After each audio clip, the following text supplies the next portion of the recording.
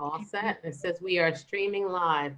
Good evening, everybody, and welcome to The Doctor is In. I am one of the co-hosts. I'm Dr. Monique Gary. I am a breast surgical oncologist and clinical associate professor of surgery in Pennsylvania. And I am joined tonight with my co-host, Ricky Fairley. Hey, everybody. Welcome to The Doctor is In. We're so glad you're here with us. And we have an action-packed conversation tonight on clinical trials. We're going to give you the 411 on clinical trials and then share some stories of some of our favorite breasties. And we have some great information for you and talk about our new hashtag, Black Data Matters. So I'm Ricky Fairley, CEO of Touch, the Black Breast Cancer Alliance. And who do we have here? Let's introduce our round robin. Sharon. Hi, my name is Sharon Rivera Sanchez. I participated in 2 clinical trials. I'm actually finishing up a clinical trial currently. I was diagnosed in 2015 with triple negative breast cancer, and it is a pleasure to be here to give you information and to encourage our brothers and sisters to participate in clinical trials. Thank you so much. And Shantae. Hi, my name is Shantae Randall. I'm currently participating in a clinical trial at Johns Hopkins in Baltimore, Maryland. I was diagnosed in 2017 with early stage triple negative, and in 2019, I was then diagnosed again with metastatic triple negative breast cancer. And I'm happy to be here and share my experience and encourage all others to join clinical trials. Great. And my breastie Sheila.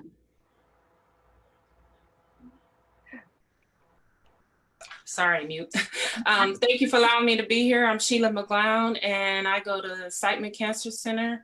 I have been living with metastatic breast cancer for 10 years now. I was diagnosed in 2009, so I do want to give women and men hope.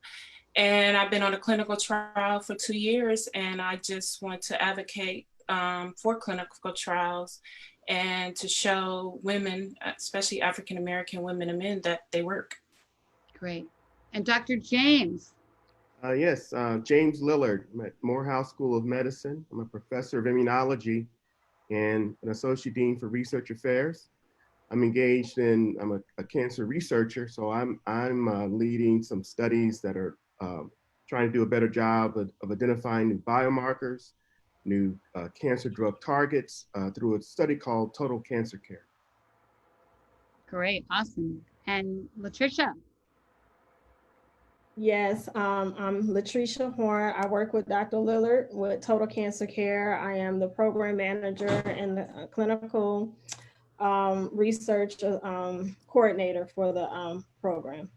Awesome. So Dr. Mo, can you break it down for us? All right. So give it science. Yeah. Yes, I can. I love to talk about this, and it's something that we don't get into enough, but the basics of what a clinical trial is, whether you are a breast cancer patient, survivor, caregiver, or somebody who's just tuning in, clinical trials are studies or experiments designed to look at either the safety, the dose, or the effectiveness of certain medications, medical devices, surgical procedures. There are lots of things that we can get from clinical trials, but there are studies designed to look at these in the context of disease states. So how they improve disease states, how they improve overall survival, how they affect tumors, et cetera, for the purposes, again, of breast cancer discussion tonight. And there are phases of clinical trials. So a drug doesn't just get to the market and all of a sudden we're able to prescribe it. There are ways in which these drugs have to be evaluated. I am a cancer surgeon. So as a cancer surgeon, clinical trials have had a very important role in what I do. So, you know, if you go back to the early 1900s, we used to do what we call radical Halstedian mastectomies. We would do total radical mastectomies, take the breast, the muscle, the lymph nodes, everything. And we, through clinical trials, realized that we could do a better job at surgery and not do such a big surgery. And we could then do total mastectomies, but spare the muscle. And it was through clinical trials like NSABP, as we call them. You'll hear a lot of numbers and letters getting thrown at you, but there are trials that looked in the 1970s at this. And then in the 1980s, total mastectomies versus breast conservation or lumpectomies. In order for us to get to do lumpectomies, we had to do trials and studies to show that a lumpectomy was just as good as a mastectomy in terms of overall survival. Some of the things that you are experiencing and doing now in terms of your treatment, maybe your radiation is only 3 weeks, things like we call it hypofractionation. Those are things that are discovered through clinical trials. So there have been some really great benefits to trials, but basically the phases of them are that phase 0 looks at very small doses and very small groups of people to see what happens if we give a medication. And then phase 1 trials, we want to see, well, what is the best dose with the fewest side effects? Phase 2 trials want to see, well, what's the best dose and does it work? Best dose, does it work? Phase 3 trials are where the FDA will then potentially give an approval. So a drug doesn't get to the market unless it has at least gone through a phase 3 trial to see, is it as good as or better than the standard of care? And this is really important when we talk about breast cancer trials and drug trials, because many times we think we're not getting the standard of care. You're getting less than what you should be getting. And in order for you to participate in a trial at that phase 3 level, you have to at least be getting what is the acceptable standard of care. So that's an important distinction. And then we get to phase 4 trials. You're looking at large numbers, thousands of people to see how they're faring over time. There are other types of studies that generate data that we call real world data or real world evidence. And these can be things like patient surveys. We can look at medical charts and records and billing to see how many patients got offered breast reconstruction, how many people spent this number of days in the hospital versus other numbers of days in the hospital, how much did people get billed, who's suffering a better or worse quality of life. And so there are different ways that we can get evidence through trials. They are not all drug trials. And although they are, in a sense, experiments to find out an outcome and to find a better outcome, they cannot be less than the standard of care. So I call them, my new name is treatment enhancement protocols. Treatment enhancement protocol, because you guys don't like clinical trials. So treatment enhancement protocols, right? And does that give you a good overview, Ricky? Yeah, so just break down standard of care a little bit. So I'm a breastie, I'm sick, I'm taking whatever the routine drug, TAC, and I get asked to be in a trial. So what does standard of care really mean to me? So standard of care means the medications that we know work based on clinical trials that have been done in the past. It's kind of an oxymoron, right. But the standard is the thing that we know works. So for your triple negative breast cancer, you're getting AC, right? And then you get your T. So that right. Red Devil, et cetera, the Taxols. So those I had them together. I had all 3 of them together. And some people do get them all together. Most times you get the AC and then you get the T. It's different, you know, depending upon your age, your location, depending upon your specific disease and where your disease is located. And so you can have some variety there, but there's a standard or an acceptable medication at an acceptable dose that everyone with this diagnosis should get. That is the standard of care. Got it. So, you know, in our history, we've had a lot of, you know, mistrusting things happen in our community. We all know about Tuskegee and syphilis study and Henrietta Lacks. And so I think that sort of created this aura of mistrust about just really medical science, right? I actually was talking to somebody from Baltimore. This was a couple of years ago, and I was walking down the street by Johns Hopkins. Oh, don't walk down that street at night. They'll snatch you up. So all that stuff is in our community. But I mean, I think that the most important thing to me is that, you know, I believe Black breast cancer is a different disease, and we just don't know enough about our science. We don't have enough data about the physiology of Black women or Black people in general. We haven't done enough research on our bodies to know what works for us. And I think you're absolutely right. And that's the tricky part about much of this, because most of the data that we have generated to date with respect to breast cancer has been done on European women, has been done on Canadians, has been done on Caucasian women here in the United States. And there are not enough trials that look at Black women and our outcomes, our survival, our tolerance to certain medications, our genomics, our genetics. And so I think that it's really timely for us to have this conversation. And I know I want to get Dr. Lillard in as well to start talking about this, because, you know, this is something that you cannot personalize medicine to a genome that you don't have. And so when we look at the promise of clinical trials, we want medications that are safer, that are less toxic, that are better, that are more tailored to our disease. But if we continue to go down a path of distrust, how will we ever get to the point of familiarity and personalization of medicine? And that's where medicine is going. If we want to tailor it down to the very molecule, down to the tumor, down to the site on the cell that we can target, to treat our cancers better. And that requires some participation from us. So you're going to hear, for those of you who are watching, again and again, we're going to, really impress upon you and implore you to consider clinical trials, to reconsider it, to have those tough conversations, to hold your doctors accountable, because it's not acceptable to just say, nope, I don't do that. I don't participate in that. We can't do that. Our people are perishing for lack of knowledge and participation about our cancers. And so we have to step up to the plate here as well. We do. So, since 2016, the FDA has approved 4 novel drugs for breast cancer. However, none of these clinical trials had more than 3% Black participants. Exactly. 3%. So even if you think about African Americans represent 13% of the population of America, we should at least have 13%.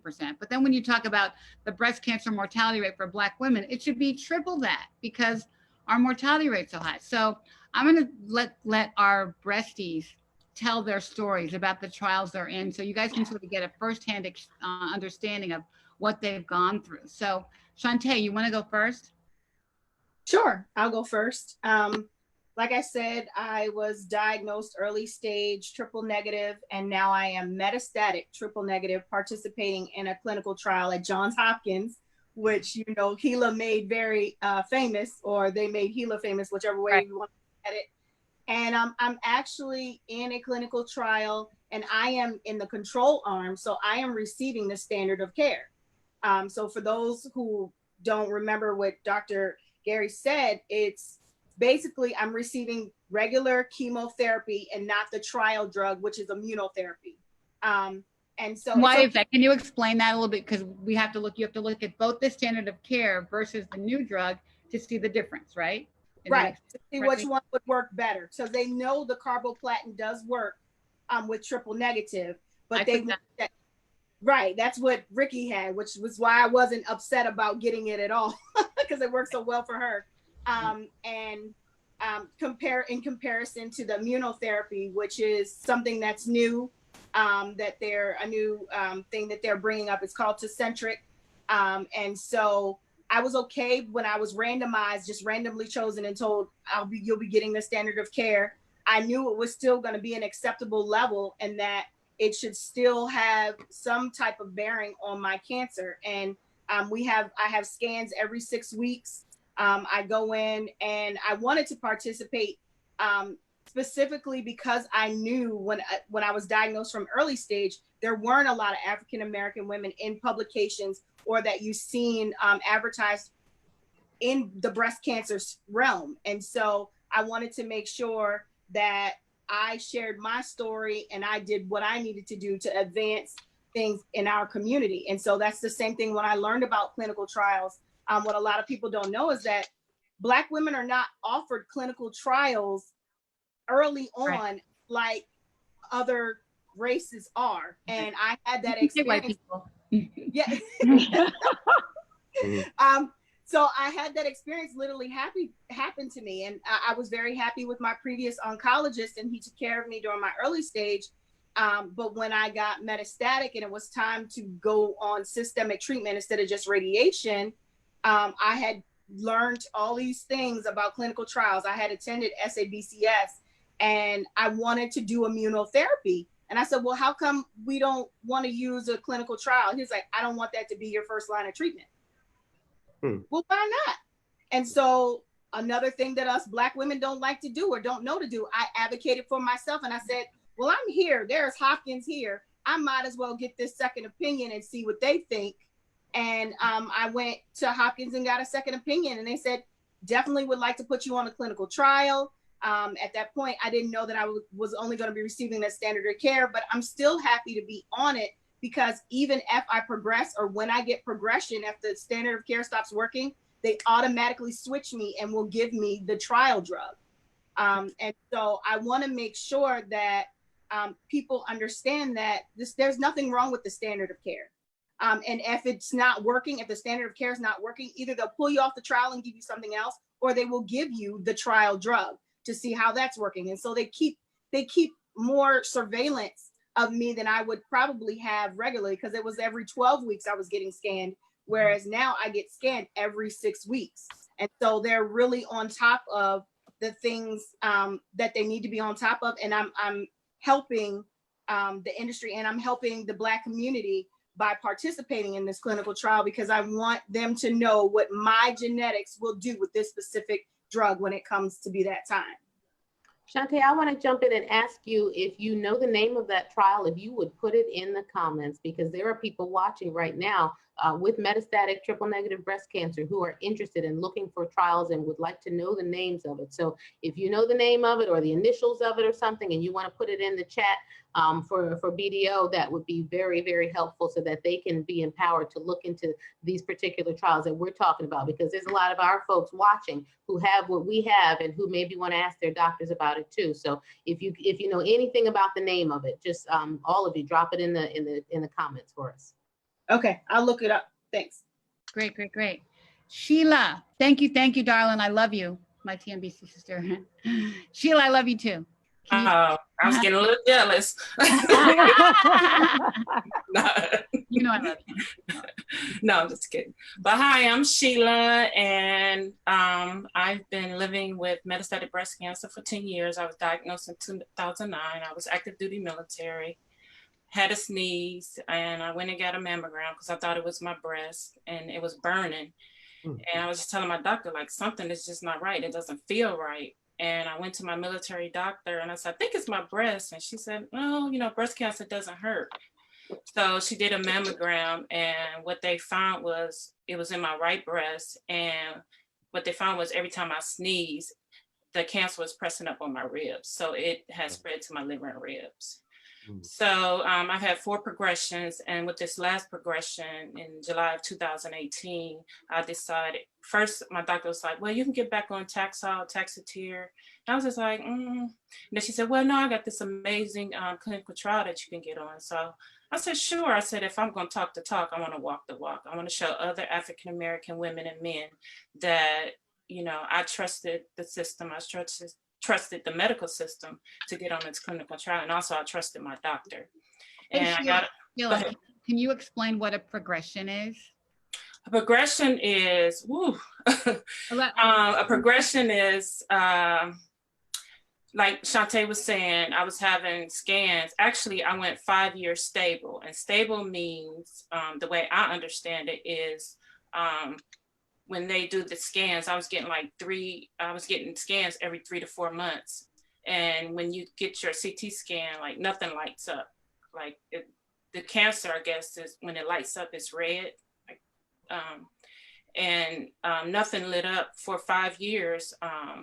And when I had my last scan in July of 2018, something lit up, which means that was probably the cancer. So the cancer elevating, or getting in more places or more pervasive in your body, right? So the scans check for where the cancer is. Well, it was the same spot. It was my 4th rib that they seen. Okay. And plus my doctor was doing tumor markers, that's I guess measuring the cancer that's within my body or within a cancer patient's body. And she seen that went up. And when she seen that, she was like, I was in TJ Maxx shopping. And she said, it was like 7 o'clock at night. And she said, Sheila, something is not right. And I was like, okay.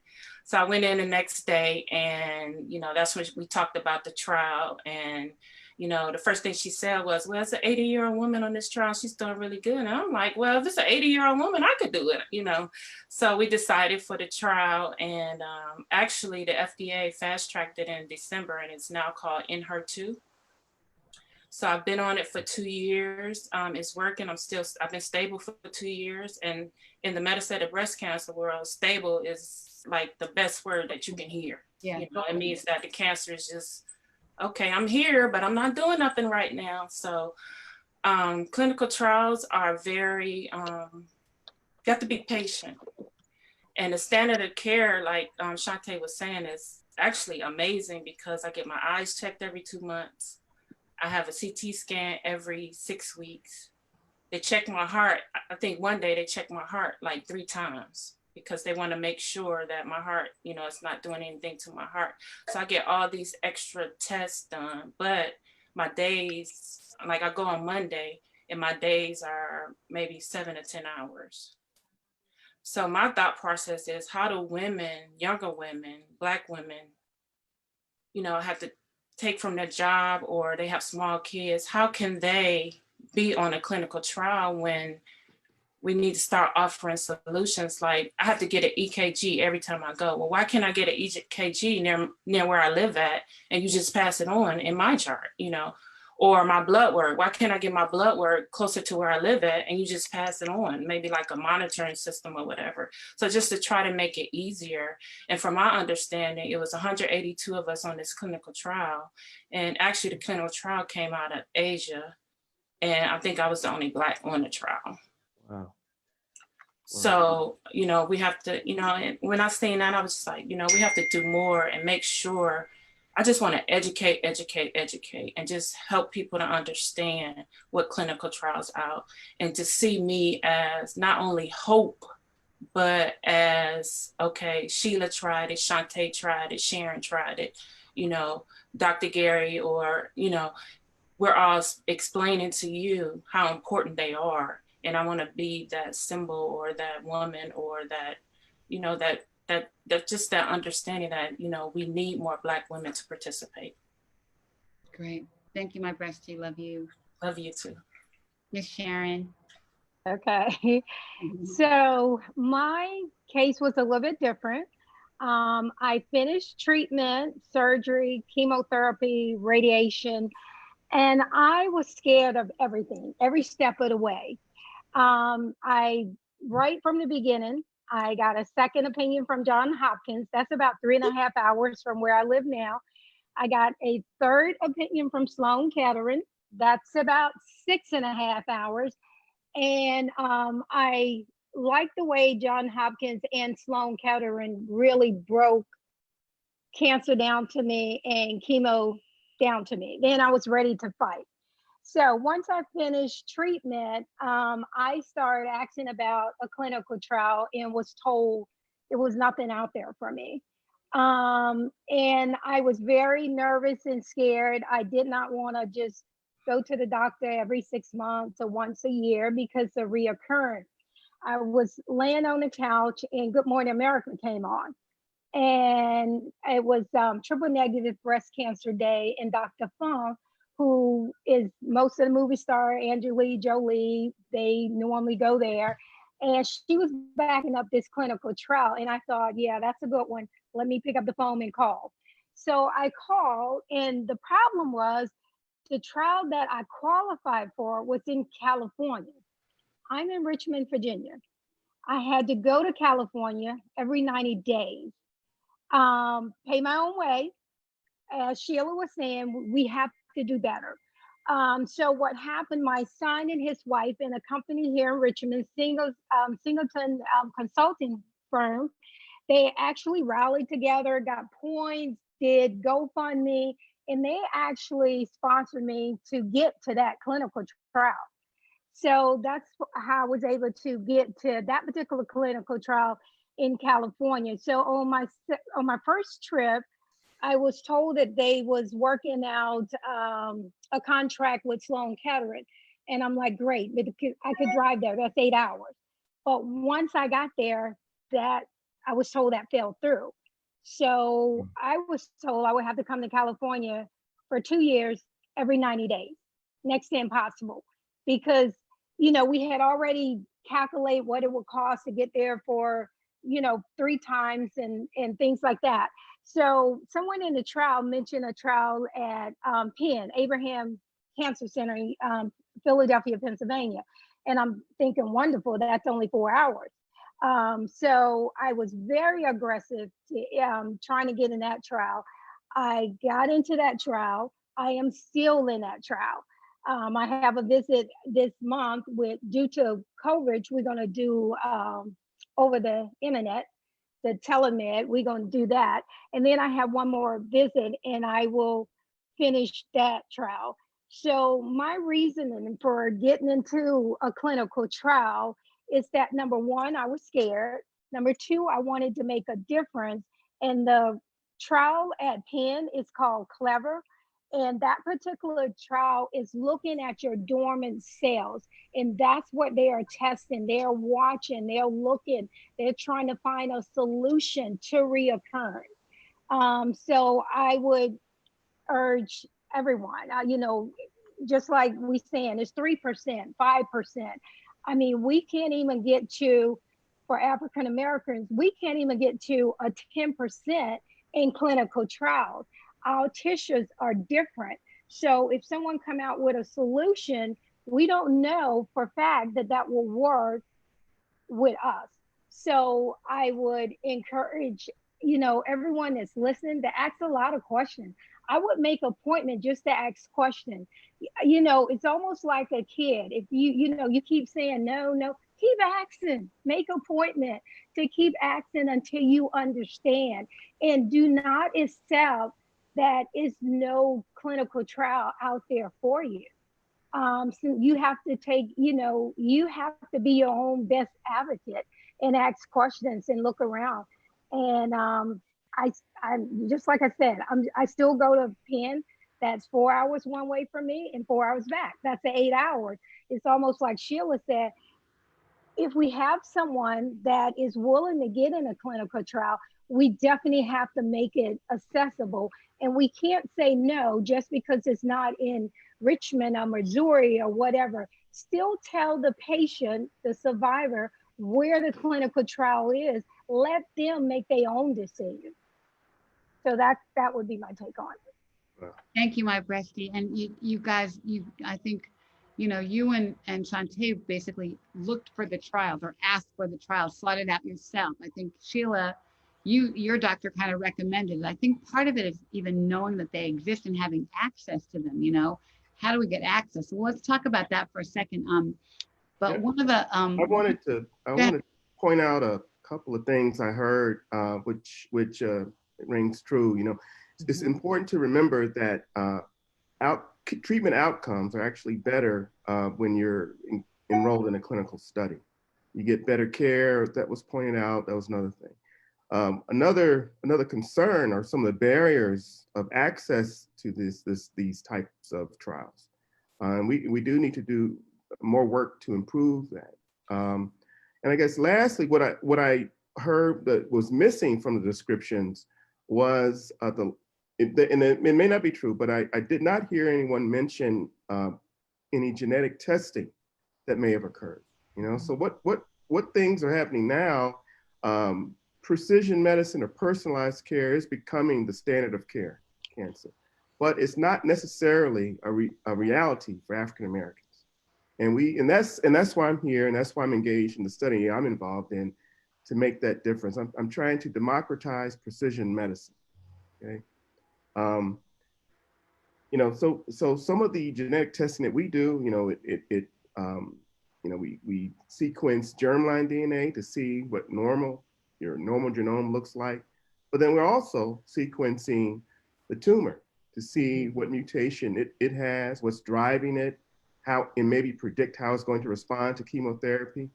So more and more clinical trials require genomic testing or genetic testing, and to more precisely match cancer patients, cancer survivors up with clinical studies or clinical trials that can make the biggest difference. I love that you brought that up right now, Doc, because there are folks who are watching from pharma and from industry that do genetic and hereditary cancer testing as well, and they recognize, and also genomic testing. So genomics meaning testing your tumor, the biology of your tumor versus the genetics of what you were born with, your heredity, right, the genes you got from mom and dad, just to give an explanation. But there are folks who are watching who realize the limitations of their products and the limitations of their data, and they want to now go back and start to look at trials using African-American patients, men and women, in order to better validate what they do and what they're offering, because they know that when we say validate, I mean I guess a good way to say validate means trained or proven on. So studies that were not trained or proven on Black people are therefore still somewhat experimental because they were not validated or proven in us. And so now they want to try to go back and do some research. And so some of this stuff is really registry trials and things that have been proven safe for many years. And so you may be approached, as a patient about what we call registry studies. And so it's not as experimental. We know it works. We just don't have data on you specifically, your type of cancer, your race, your ethnicity, what part of the world you're from, et cetera. And so, there's a lot of good things that can happen that aren't always with respect to drug trials. And so I love that you brought that up right now, because you're right. Personalized medicine is where we're going and where we're headed, but you cannot personalize medicine to a genome that you just don't have. Exactly. Right. And a lot of people in the breast cancer community and in the African-American community don't know the difference between genetic testing and genomic testing. They don't understand why they should have the genetic testing. I had a girlfriend, we're real close. Her mother had breast cancer. And then she keeps having these weird cysts every couple of years that she has to have biopsied. And I'm like, did you ever get genetic testing? She was like, no, why should I? And I'm like, Yeah. And that's, well, yeah. and unfortunately. And I did I'm get sorry. genetic testing, and I'll be honest with you, Penn they do an excellent job. Dr. Angela D. Michelle, she does a fabulous job. It's almost like Sheila said, you get your eyes checked. You really do not want to complain about anything. I complained about my eyes before based on the drug that I was on. And I promise you, I was at the eye specialist there at Penn for about 6 hours, that it taught me a lesson. If I went blind, I would not mention it in that study. So you can really get great care being in a study. And if your level of comfort is, if nothing more than, well, the doctor's always checking, she's always checking my blood, she's always looking, that's a level of comfort for me. Yeah. That's a great perspective. Yeah, I think that's all. And, there's a lot, you guys brought up a lot of issues in terms of just the logistics of doing a trial, having to fly, having to drive, having to stay 8 hours. All those things are, are barriers that keep us from doing them, but we need to overcome the barrier, So we've been working on this project that we're now calling Black Data Matters, and it's going to be a campaign to basically help people participate in trials. And so it's kind of being spearheaded by my foundation, Touch, the Black Breast Cancer Alliance, and also with Tiger Lily and with Morehouse School of Medicine. And we're trying to work together to basically provide a platform for collecting your data and consolidating it. So I'll tell you a little story. I have a really good friend, Al, who I talk about a lot, and I've tried to help her get into a trial. She has a PhD, she's very well educated, and she goes to Yale Medical Center, but it took us 3 weeks to pull together all of her data and her scan information to be able to apply for the trial. It was crazy. So that work alone was crazy. She had data all over the place, scans all over, and we had to just make it into one digital file to give to Sloan Kettering. It took 3 weeks and a lot of phone time and a lot of craziness. So we have this platform by this company called Citizen with 2 I's, citizen.com. We'll put it in the chat. And they basically will take all of your medical records and combine them into a digital file. So all of your information is together. And that just makes the process so much easier, so that you can basically have access to all of your medical records. And I mean, I use my file when I go to get a blood test, like you have your blood work there, everything's there. So it's a great way to have a foundation to even just prepare for a clinical trial. And then they're working with, this crazy website, clinicaltrials.gov, and a lot of pharmaceutical companies to put in clinical trial information that will give people access to the trials. So your data is totally in your control, but if there's a situation where there's a clinical trial that matches your profile, they will call you and say, hey, Ricky, I found a trial that could work for your disease. Do you want to try this trial? Check out this trial. So the patient's totally in control of the data. It's totally HIPAA protected, but it gives me access to a trial that I probably wouldn't have heard of otherwise, right? So we're going to provide lots of more information on that, but that's kind of breaking it down exactly what it is. And we're working collaboratively with them to get this information to you and to patients. Sharon? Okay, and here's what I want to say on that. When I called up John Hopkins trying to get appointment, I can assure you, they are so thorough. They want every piece of paper. They will know if you're missing a piece. I tried to say yes, no, what, no, no. They don't even make the appointment Right. until you get that. Right. Now, Hopkins, Forsyth, the ones that I know, John Hopkins and Penn is on the same platform. I'm in Richmond. They are on a different platform. The two platforms do not talk. So if I do a scan here, I can't do a scan here. I'm either going to carry that or overnight it to Penn or some kind of way. So I'm all for a citizen pulling all this together, because then I can click on my phone. And I mentioned this, and someone asked about security. Well, that's the same thing when you go to the doctor office. It's the same thing when I'm going to MCV. What security platform are you on? So I'm all for that, because that's less work. I see them next week, and once again, I'm like, okay, I got to make sure she has this report, because without this report, she only can go on my word of what I'm saying it looked like. So that's my take on that. But you're not getting in John Hopkins without those papers, I can assure you. Very true. And time is of the essence, for sure. Right. Yeah.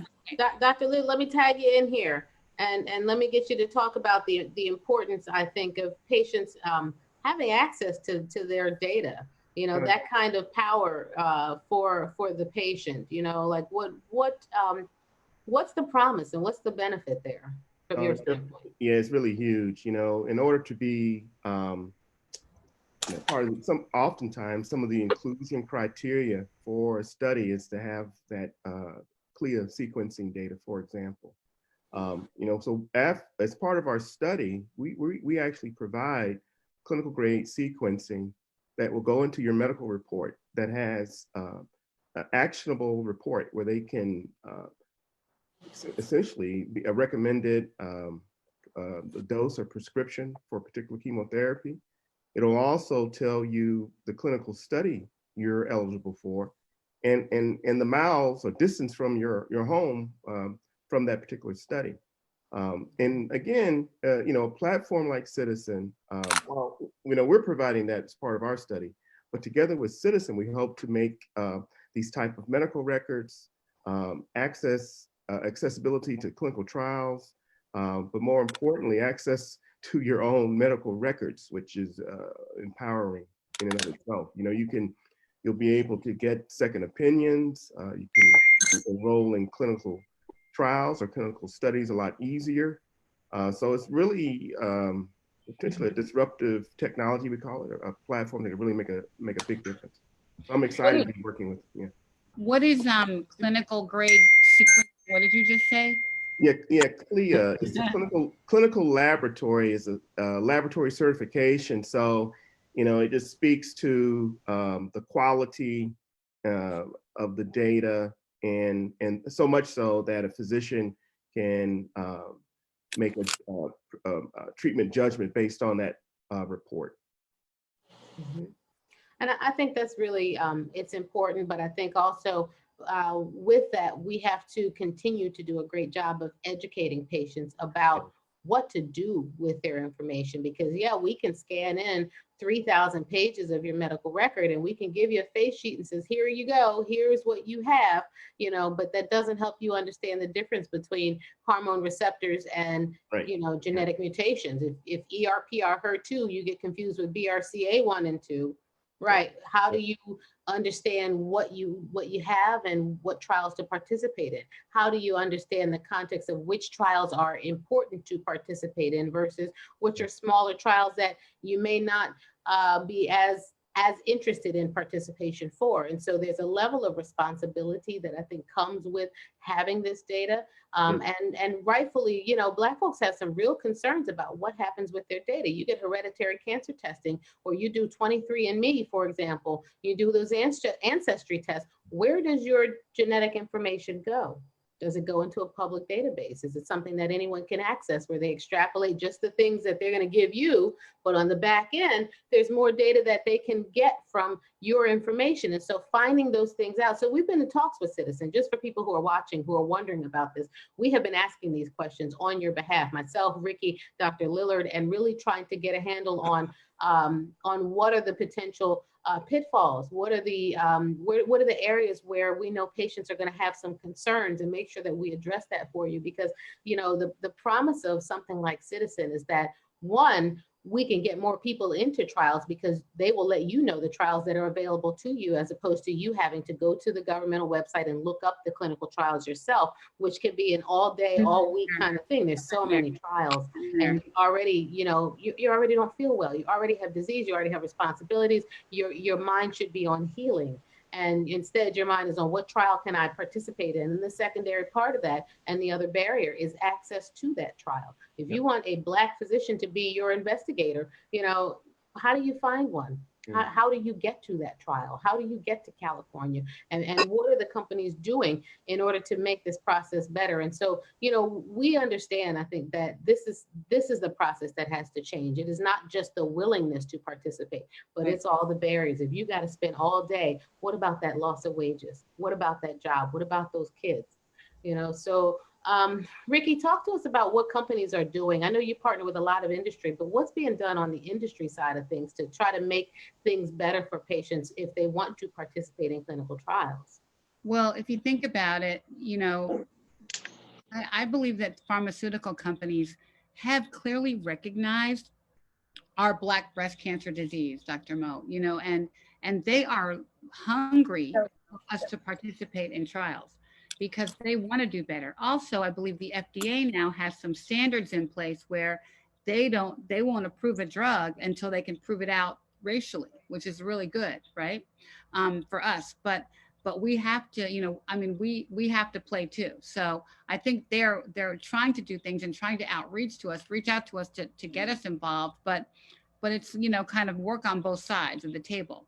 But they clearly want our participation and are seeking it and want us to encourage it. And that's one of the parts of this campaign, is so we can open that door and open that communication, and really kind of challenge pharmaceutical companies. Well, here are the Black women, here are people that can participate in your trial. So I think that the time is now. You know, I mean, who would have thought that everybody in America would be so sick? At least now, the racial disparities that we've been dealing with for all these years of all of our lives are now on the table, and we're a hot topic. So let's take advantage of it, and hey, bring the healing, bring the drugs for us. And so now the time is now to really act on that. So I have a question for Dr. James. So what if I'm not sick?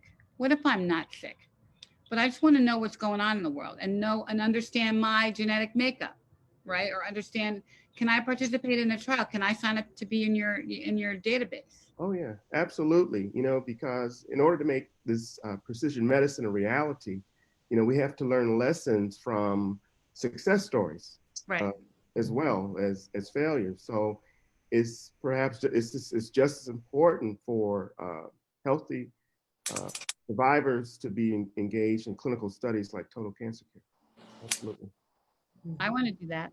So I think it's important to note there are also prevention trials. So for people who are previvors, who are diagnosed with mutations, for people who are already in survivorship and you have finished your treatment, there are exercise trials for stage 2 and 3 breast cancer patients looking at recurrence. So you can exercise and get a Fitbit and participate in trials at Dana-Farber, and a lot of the community hospitals have those.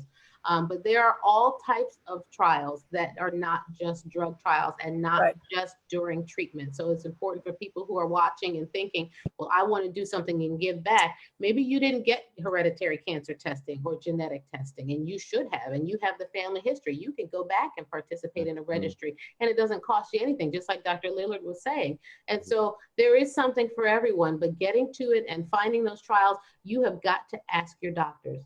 And if they have their hand on the doorknob, then you have got to talk to the nurse, the navigator, somebody who knows, or find you another doctor, because, you know, this is something that we need to be discussing with patients. And if they are too busy to sit down with you or at least give you the information on where to find these things, that's not a good sign. And so I do want to impress upon people that, talk to your doctors, because there's something for every phase, even during survivorship, even during prevention for your family members who are at high risk. There are trials available. So I want to encourage people, but I want to tag in Latricia. And I want to get you talking a little bit about your experience with patients. What are some of the barriers? What are some of the successes you've seen? Some of the obstacles? Anything that you want to share with us? Okay, so with me being, I'm on the front lines a lot with the patients. So I'm introducing our study to our patients and our patient population. And in the last year and a half, we've been very successful to enroll as many patients as we have in our clinical study into the total cancer care. One of the things that was surprising to know is that, people want to be a part of clinical trials. They want to be able to, even though our particular study, it may not directly impact them, but they feel like their participation can help those in the future. And once they understand that, they want to be a part of that.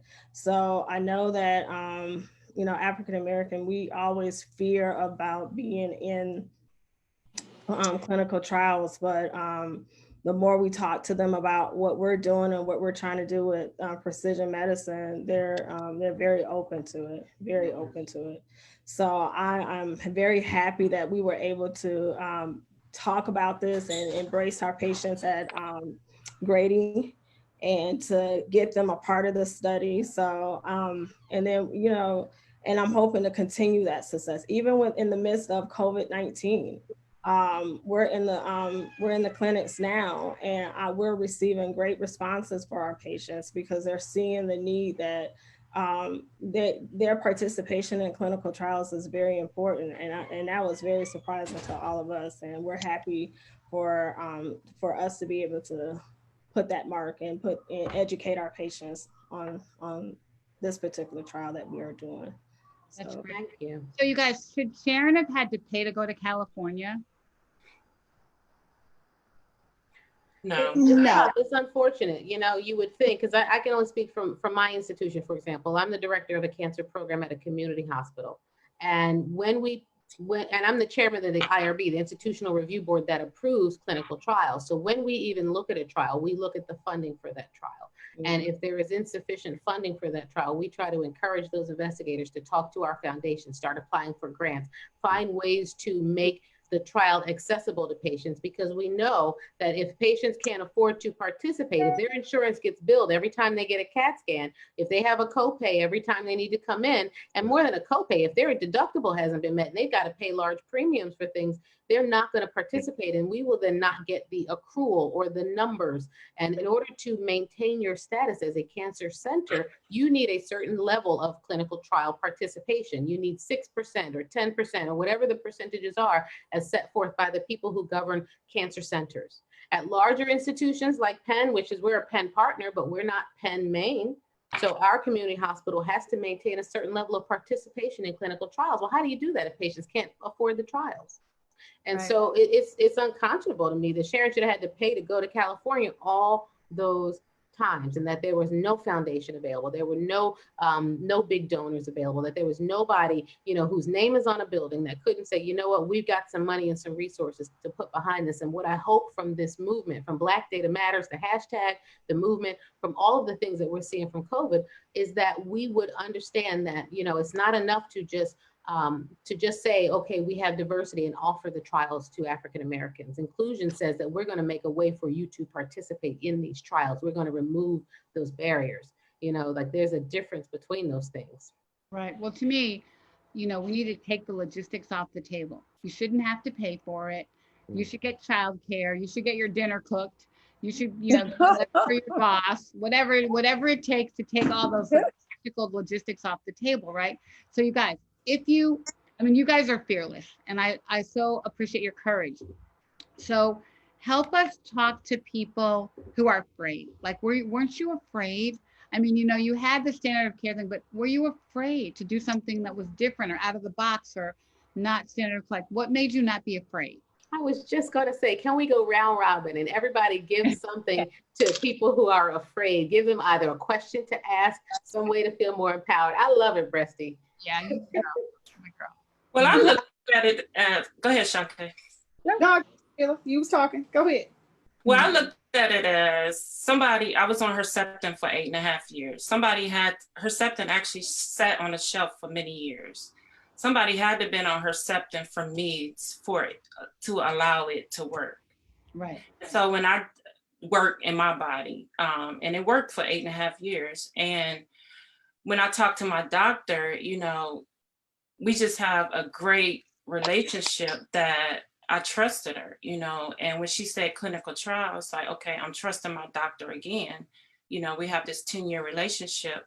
And I don't think it was so much that I was scared because I've been getting chemo for so long, but I guess I put it in my mind, okay, this is just another chemo that, you know, is going to help other Black women. And that's the way I've seen it. And that's what motivates me every 3 weeks to go for these 2 years is to go to treatment. Is like, this is, you know, in case my daughter gets it or, you know, or even my nephews or whomever, this will help them 5, 10, 15 years down the road. Hopefully, you know, God forbid, but I don't know. I just seen it as that I want to do something and I want to leave my legacy. And that was part of me leaving my legacy, is that I tried to change the world.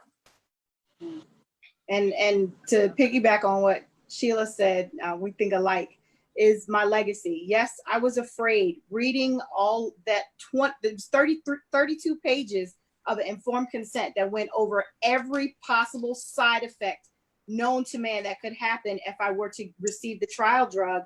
It kind of scared me a little bit. And then I also asked them, what are you going to do with my blood? Because y'all don't have a very good track record here at Hopkins. But the thing that kept going through my mind is something my daughter told me. I have a 22-year-old who just graduated college, and she told me, you said it's not curable, but it's treatable. So I need you to be here for as long as possible. And I wanted to make sure that I tried everything in my power that I was given available to make sure I lived up to what she asked me to do. And so, yes, it's scary. Yes, you know, you may be concerned. Voice your concerns, but also think long-term. What are you trying to accomplish for your children or your family or even a stranger down the street? I don't want someone, if this can be cured, if this can be, you know, come to advantage and be eradicated, then I want to help that for the next person. You go, girl. Sharon. Okay, so I was scared. I was scared of everything. Remember I told you I was scared. So not all trials, you know, like at California it was blood, it was different things. At Penn, it was definitely more chemo. It was a bone marrow aspirin. So if anybody ever did that and you're not put to sleep for that. So I was really scared, but what I hate most is when someone new is diagnosed with this disease. I just don't like seeing it. So I do it for people that's coming alone. You know, I talked to a few people this week, and that's one thing that I hate to hear, that someone has this disease, because chemo is not easy. I mean, we can get through it, but it's not easy. So I did it also for that. If I can save one person, and I always say one, people say, why do you say one? Because if I can save one person from, I always refer to it as that chair, that they have to get in that chair. So I was put on oral chemo medicine and another drug, and I was scared of the drug. So what I did, I came home and I took a piece of it first. And then the second day I took the whole thing. And then the third day I took both of them. So that's what made me feel better. But again, if I can help one person, I'm more than willing to do that. So yes, I was terrified. That's incredible. Okay. Did any of you have anybody like you that you could go to, that you could talk to? Was there somebody, were you paired up with anybody? Because I think that looking at how we do trials, and one of the things that we can do better, especially for our community, is each one reach one. So training women who have been part of clinical trials to help counsel those women who are considering or who are initiating clinical trials, to help you through that first week, that first infusion, or that second, or that third, or that fourth, or those scans, or that bone marrow biopsy. You know, did you have anybody along the way that could help you through any of this, any of you? No, go ahead. I had my nurse navigators and the research nurse from Hopkins, that they were very present with me. I didn't know any other patients that were on clinical trials. I hadn't met Sheila. Well, I had met Sheila, but we weren't that close, so I didn't have questions to ask. But my hospital and the study provided, they provide certain positions there. And so having a nurse navigator, they're actually listening because they text me to see if this is going to be and having this study nurse there, she was there during my biopsy. They scheduled, I have free parking. They told me what was free, what wasn't, you know, what we were going to bill insurance for and all those other things. So without that, I would have been a lot more afraid than what I already was, and you know, all in turmoil and anxious, but it helped smooth out the process for me. And sometimes my nurse navigators before COVID, I would text, I'm in the building getting my infusion, and she would come upstairs on a break and talk to me. So I've just been blessed in the organization where I am to have that type of support. And I always say, and I always talk to my doctor about, why don't you have a match for, like, if someone comes in and says, I'm going on a clinical trial, okay, call Sheila and she can meet you at the hospital and she could tell you her experience from her clinical trial. Or like an advocate clinical trial where you have advocates in a hospital, you have advocates for support system. Why can't you have advocates for clinical trials? And, you know, like Shantae was saying, my nurse coordinator was great, but I remember something funny. Shantae had seen a hospital band on my arm, and we was doing a Zoom or something. She said, text me, what you doing? What's up with that armband? What's going on? Why was you in the hospital? And I was just like, man, all I did was put my arm up. And, you know, it's just the support system like that. Or she called me and texted me and she said, well, I'm having this dizziness. And I said, you're mixing. I had that happen. And what happened was I was mixing two different drugs together that weren't supposed to be together. And she called her doctor, and that's exactly what it was. So it's like we have this network of, you know, if I have a question about a clinical trial, or if I have something that's going on, I can call people that's on a clinical trial to find out information. But no, I just think I just went into it because my family's in Ohio, and, you know, all I have here is not all, but my husband and my daughter. And it was just like, you know, I'm gonna go for it. And also I want to say clinical trials are not a last resort, because it wasn't my last resort. You know, and mine yeah, say that again, you guys. That's really important. It wasn't a last resort. They're not always last resort, because it wasn't my last resort. And that's the main thing that my doctor told me. She said, Sheila, this is not your last resort. It's just, I just want you to go on it because I think it's the next thing that's happening. And, you know, and I said, okay, because I trust it, you know, just make sure you have that great relationship with your doctor, because I can call her 30 minutes and say, hey, I'm having this nausea, and 30 minutes she's calling me back. So, and one thing about a clinical trial too, I can't do telemedicine.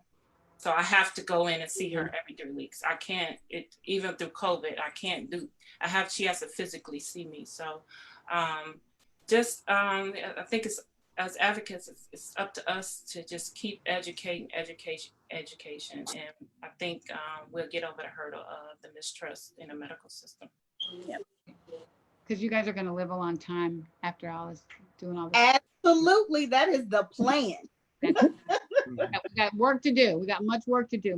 So because it's a lot of stuff on the table, we actually were going to do another webinar on the Touch BBCA page on Friday at noon.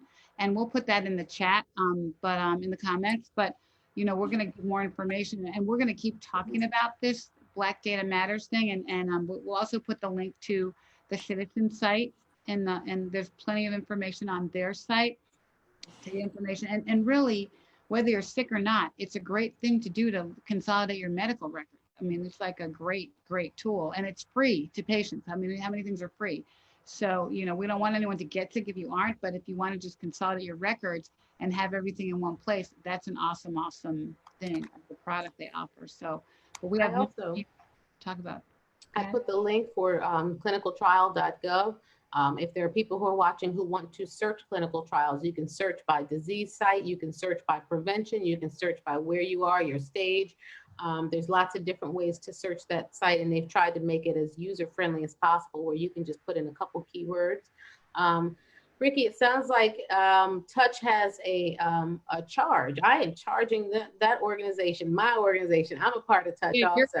You're the medical director, girl. There you go. So it's up to me, you, and us. Right. You, me, and us to. I know that other organizations are training community ambassadors and community navigators, but with a focus on clinical trials, we need to do a call for Black women who have participated in a clinical trial to become part of a registry, so that you can then educate and support other Black women who are going through clinical trials, because we need to reach out and touch these women. And so I think that that's one of the initiatives that you're going to see coming forward from Touch, is that we're going to not just train community ambassadors, but those who are specific to clinical trials, so that we can continue to do the work in this area. Because it is so very important. Let's get some final thoughts and some motivation, and let's give people some call to action, things that they can do at the end of this conversation. Besides sharing this webinar with your family and your friends, what's one thing you want people to do? And let's go round robin from Shantae to Sheila, Latricia, I'm going to get you in, Sharon, and then Dr. Lillard. What's one thing you want people to take away and or do? My first thing would be to educate yourself. Watch this channel, do research online, go to theclinicaltrials.org, ask questions. Sheila, I, and Sharon are on social media. Some of our pages are open. Send us a friend request. If you have questions, we'll be happy to answer. It may take a little while, but we'll be happy to answer, because we're doing this for a reason. We're advocates for a reason. We're out on the public sharing our information for a reason, to make sure we can change this statistic in the African-American community within our lifetime. I just tell people, yes, to listen to this and to trust the process. You know, someone asked me, well, would you have did anything different in your cancer journey for the 10 years? And it's like, no, because you don't know. You don't know what you don't know. So no, I wouldn't change it. I don't regret it. I don't regret the clinical trial. I'm actually happy to be on it, and it's working, and it'll help other Black women. If you have any questions, like Shantae said, we're on social media. We don't have all the answers, but we got professionals on this webinar that we can call or text or whatever, say, hey, somebody asked me a question. And I appreciate you, both the doctors on here, because, you know, we need you. We need you to brief or educate not only myself, because I'm still learning a lot, but just to continue educating our communities, so we can be a healthier community. Yeah. Dr. James. You know, again, these I really enjoyed listening to these stories, and every time I interact with survivors like you, I'm encouraged, and I realize how fearless you are, how courageous you are, and it helps me do a better job. It helps motivate me. So thank you for everything you all do, and the example you're setting. Don't be afraid of clinical trials.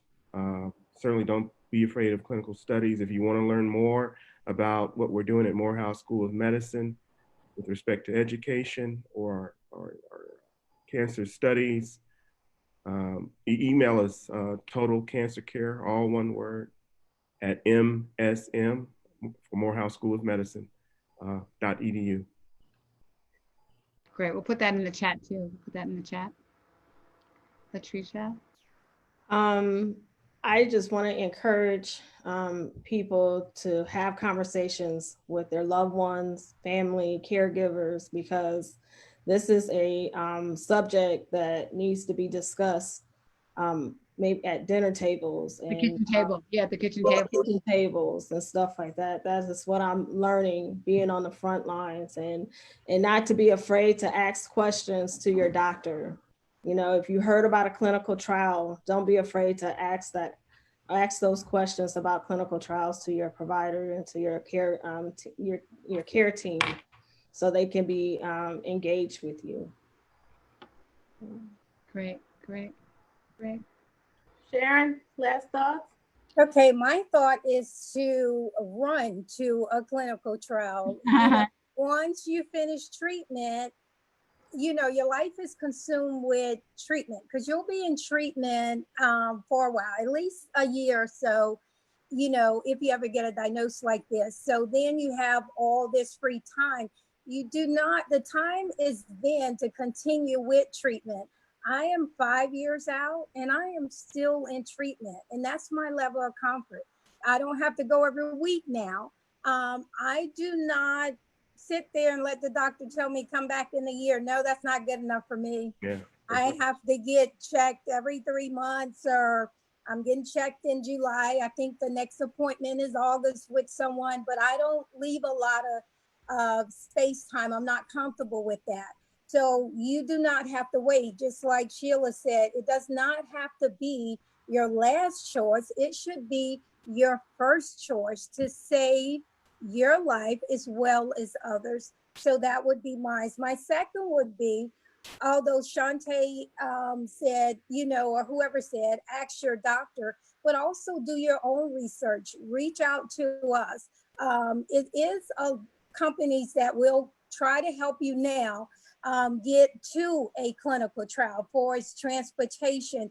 Not every physician out there knows this. So a lot of the smaller nonprofit kind of have more information. So just reach out. It's 3 of us on this panel said, hey, we've been in a clinical trial. Reach out to us. We will help you. I love it.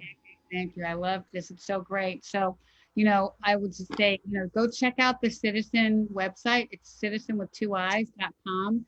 And there's lots of information there. Come talk to us on Friday at 12 on, you know, the Touch BBCA Facebook page. And our website's up, going up imminently if it's not right, Terry. And we are up and running, and our social media is up. It's all at TOUCH BBCA. So we're on Facebook, Instagram, Twitter. Y'all know how to reach me on Twitter at Ricky Dove. And thank you, you guys. I love you, my friends.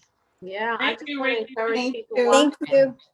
get involved in some way. Tell a family member, tell a friend. If you are watching and you are contemplating a trial, you're in treatment, be afraid and do it anyway, because Yeah. we need you. We support you. We are here to support you. You have come this far. You got a diagnosis of cancer. Guess what? You Right. know, put your cape on and let's go. Time to fly. Get citizens to Right. get citizens to get your records first, And because get I your will record- tell Get you, your you record will together, your whether you're sick or not, because that's Well, yeah, get absolutely. your record. We hope this has been relatable, reliable, and real. That's what we set out to do with this show every single week. So the doctor is in. We thank you for watching. Dr. Lillard, thank you for joining us. You always are honorary breastie. And we love seeing your face. Latricia, thank you. Breasties, I love y'all. Let me know what I can do to support you as far as education and everything. Ricky, I'll see you Friday. I didn't know about Friday yet, but I will be there. All In right. the place, in between my surgeries, I'm gonna log in and we're gonna bring it to the folks. We've got to continue this conversation. So I love y'all. Have a great night. Thank you. Love Thank you. everyone. See you. If you say, Bye. breasty Thank love. you. Breasty love. I got to figure out how to get off like that. Okay.